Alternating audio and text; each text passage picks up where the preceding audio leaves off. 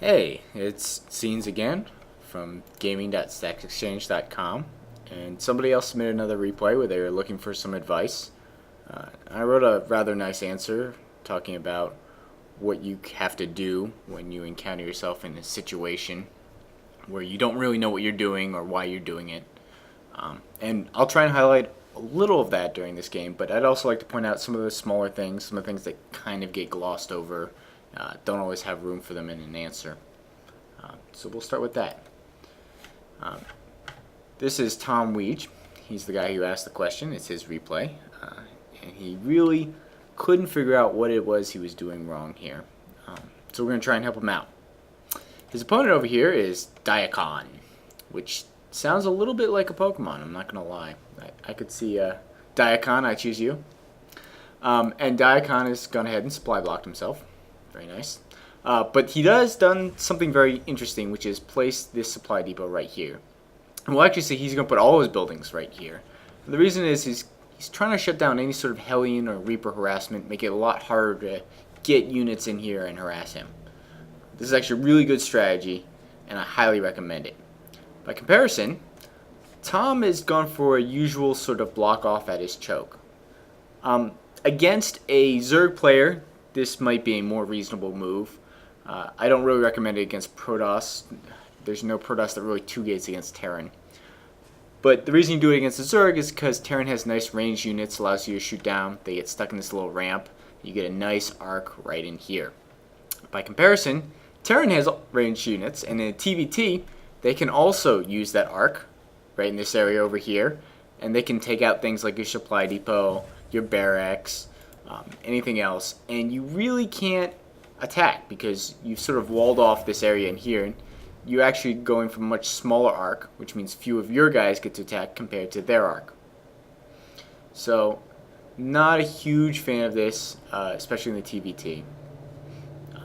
And we'll see later on, it's actually going to hurt Tom quite a bit.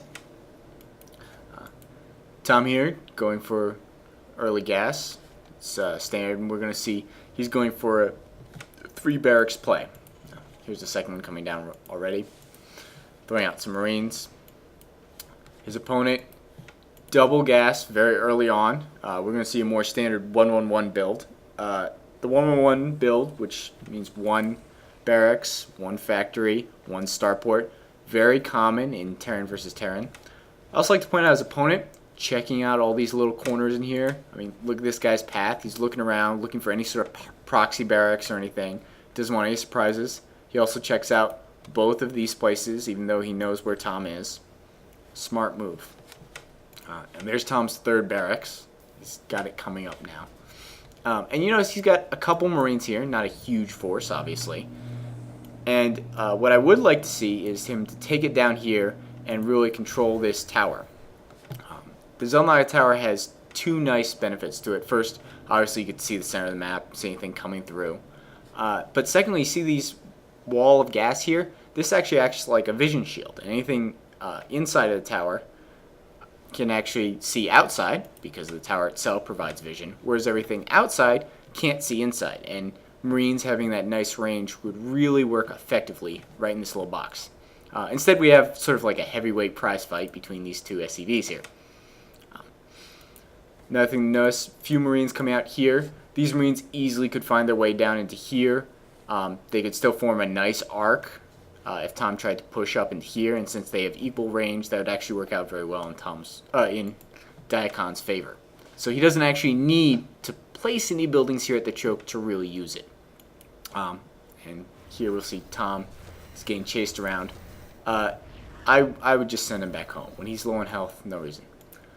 So Tom's done something else, which I don't actually think is a very good idea. He's built this factory here. Now, standard 3 barracks is you go 2 barracks with tech labs. This allows you to get nice things like Stimpak and concussive shell, but it also allows a lot of marauder production. And then you go 1 barracks with Marines. And it turns out you can keep production out of these 3 barracks going pretty solidly off 1 base. The second you start adding on this factory here, it's not so easy. You actually can't afford to keep production on all 4 of these buildings all at once. And even if you could, you can't then use even more to expand, maybe down to here. This is well protected. so it's not really a great choice. The other thing is, you notice an early move like this means he needs a lot more gas. You're going to see he's going to go for siege tanks, I assume. And you just don't have enough SCVs for that kind of move. You really need to be taking the second gas. By comparison, you notice Daikon took the second gas very early. Ignore this barracks right here. He actually doesn't use it. And he even comments later this was kind of stupid. But early barracks into factory, siege tank, gain that shield upgrade, very crucial, make these marines a lot more effective. And we're going to see sort of siege tank marine play initially here. And we're going to see that really pays off very well. By comparison, you know, getting a few marauders, a few marines here. If he had been going 2 tech labs here, he'd already have a nice marauder force, and he'd start thinking about poking into his opponent's base. And if you can actually see, you know, he's got about 6 marines, a few more, right? And he's actually building a fairly sizable force, especially compared to the much smaller force here. Also, this is an important point on timing. See this tech lab researching siege tank? This won't finish till after about 7.5 minutes, and that's really key, because if you can push before this finishes, these siege tanks just aren't going to be effective enough, and the Marauders are really just going to steamroll them. Here's the starport for the classic 1-1-1 build, and he's actually going to get an engineering bay for some upgrades. Also, again, you see he's creating sort of a wall with his buildings here. Very nice. He can still fight from behind it back here, and he doesn't have to worry about, you know, exposing too much of his stuff. Alternately, we sort of get a little more scattered move. It's kind of hard to get around in this base. Notice Tom also had to drop a supply bonus here instead of getting a mule. For someone already starved on minerals, that's really tough. Notice something else Tom does. Gets the engineering bay, and he's actually going to use this to start throwing up missile turrets. Now, he hasn't actually seen anything out of this starport, because if he had, he noticed that the starport's really producing medevacs. Missile turrets, while very effective against medevacs, aren't really there to stop medevac play. And in fact, we're going to see Daikon doesn't even use the medevacs that aggressively. They're really just there to heal. Daikon also puts up a missile turret for no good reason. You notice he's only using one of these barracks. He could have gotten away with just one. I think he wanted marine production and to use the tech lab to get his various upgrades, which isn't terrible. You notice also he's got siege now, so he becomes a lot harder to assault here. And Tom isn't even going to try, but if theoretically he did, and you can see he's got a lot of units here, you know, he could start thinking about that. That would definitely be something he could do. Now with the siege tank, not so much. So if we look here, we also notice missile turret, missile turret, missile turret, missile turret. He's kind of gone missile turret crazy. Also, come on, put 2 guys in gas. Just like 1, 2. Here you go. Viking. And he's actually going to push out a bunch of Vikings here. It's not unusual to see Terran players do this, especially considering he scanned this starport right here. If we look from his view, he saw it going up, so he knows this looks like a 1-1-1 build. Siege tank, Viking, Marine. Okay, I'm going to get some Vikings, establish early air superiority. Not a bad idea. Unfortunately, he hasn't gotten any intel since, because if he had, he'd see medevacs and he'd go, oh, medevacs, right. I don't really need Vikings. In fact, they're kind of a waste. And not only are they a waste, but they also mean I'm not really producing much out of these buildings. And even though I got siege mode, I don't really have any siege tanks. Huh, that's kind of rough. What's more, throwing down another starport. He's got 1, 2, 3, 4, 5, 6 buildings which he can build units out of. No way he's going to keep up production out of all these. It's just not possible. I can understand he wants different kind of units, but you gotta remember, starport can produce a bunch of different kind of units. If you need air to air, Vikings work nicely. If you want air to ground, Banshees, so effective. Especially if you can engage with a group of Marines or Marauders or something, and then use Banshees just as DPS, super effective.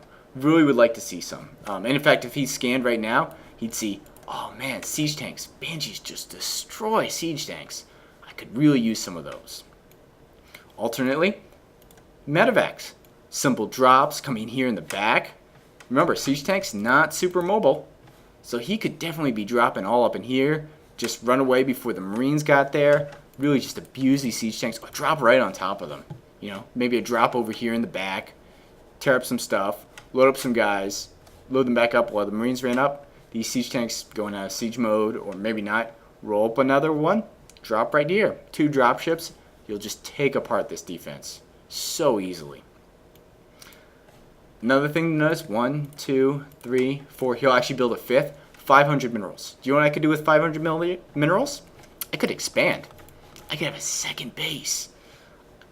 With 2 bases, you can actually support all these buildings. You can build tons of stuff and even get upgrades, which you notice he's a little lax on. So really, a lot of things going on here that aren't that great. The other kind of thing is, like, if you're not using all these barracks, float one up. Just lift it off. Barracks makes a great scout. It's got 1,000 hit points, takes forever to freaking kill. You could probably see their entire base. In fact, most of the time you can see their base and then still get away. So, not really agreeing with a lot of his choices. Just 2 guys, there you go.